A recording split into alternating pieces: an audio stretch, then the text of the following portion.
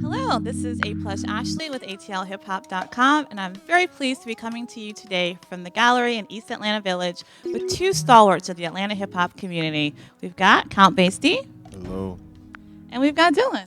What's up? Thanks for having me. All right, well, I know it would not be appropriate for me to kick this interview off without asking you all both what you've had to eat so far today. You're both known for your place in crates, being culinarians and foodies. Started off with speaking with you. I know you have such a extensive catalog of music, and you most recently released a new project that has a very intriguing title, "Dwight Around Your Lips."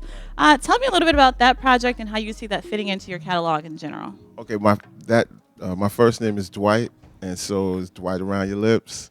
A lot of people have been make that joke with me a lot, all my life. So I just figured it was a good title to have. It's really a project of beats that I've made for my next project, Instantly New, that didn't fit the criteria.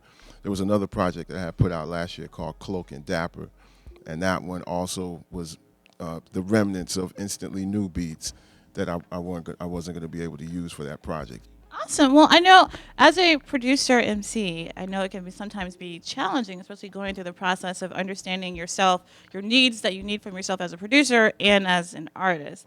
How do you play both roles and manage to so effortlessly create a seamless sound that is always reflective of you and your taste? Okay, thank you. Well, I've definitely tried to usually when I'm making the beats, since I'm the one creating the sound, the words that I tailor for it are pretty easy for me to put together.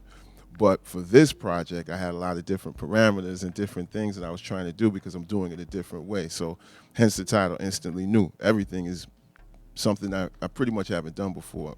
I haven't had a lot to say in a long time. I used to talk a lot, and now I don't really talk much at all. So, when it comes to the new album and writing a lot of stuff, it was actually a task for this record because again, I don't really have a lot to say. So I find that's probably what happens with rappers. They get a certain age and they feel like, I've done so much talking that I just don't want to say anything right now. And I got to that point. Okay, well, that makes a lot of sense. I'm definitely a big fan of people waiting till they have something meaningful to communicate, to share, instead of just putting out projects just because they need a check. Which I certainly know happens a lot. So now, Dylan, to kick it off with you, I know you recently released a project as well. Tell me about the impetus behind that and what led you to collaborate with Padlock. Well, Peyton Locke has been my partner for mad years, like a decade. He's like my best friend. He's my brother in full plate, and he's like a mentor to me. He is from Jacksonville, Florida, and that's where I grew up. And so I kind of grew up in the shadow of Peyton Locke and Willie Evans Jr. Always look up to those dudes as mentors, and I'm glad they took me on the team. As a young rookie, getting older in my years. So this is the second album that Peyton and I have done together. The first one was called Studies in Hunger, and we dropped that back at the top of 2010. So for us, like we've been working on this record for a couple years now, just kind of off and on. Like he's had tours with Edon and with Cut Chemist, and he's been running around. He's kind of hard to pin down sometimes. He has a lovely daughter, so his time can tend to be occupied, whereas I'm just in my little cottage house all by myself, just working on music every second. So I've kind of been working on other projects simultaneously as we've been finishing up Food Chain. But I'm very happy with the work. It's probably like the first record I've ever done that I'll actually listen to. Like I've never heard anything else I've ever done. Like I just don't even. That's a ringing endorsement right there. Yeah, I might even play it in the whip. You might hear it at a stoplight. Be like, "What's that song?" Oh, that's Dylan bumping his own stuff. And he got a red car too. Yes.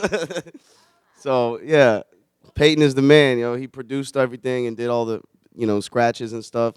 And then I did all the raps and recording and mixing. So I like our chemistry. Me and P, I like what we do. Well, it's great. It seems like both of you all are in times of actual really intense personal growth.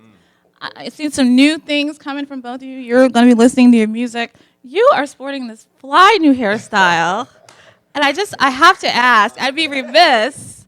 I mean, it looks exceptionally dapper. Tell me a little bit about this, how this is the new phase of Count Basie. Well, I mean, throughout my career, I've made lines like, enjoy my food fried. I enjoy my hair fried. Some say that's the slave mentality, and I'm like, word.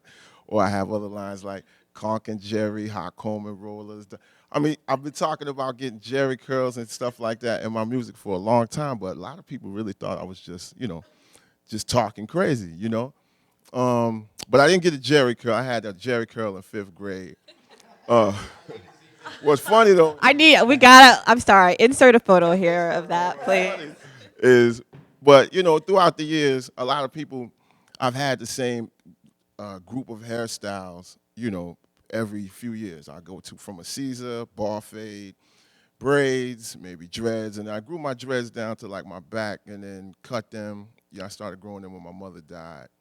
And then when my mother passed, I let my hair grow. I didn't cut it for like, that was '07. So I cut my hair. I had this big life thing that went on at the end of 2013. Started wearing a ball fade for a while because I just wanted to get rid of my hair. But I had always needed to do something new because people couldn't tell how old I was in the pictures. They couldn't tell if the picture was from 2005 or from 95, So I said, well, this album's called Instantly New, and I have to do something completely instantly new. And so it was time.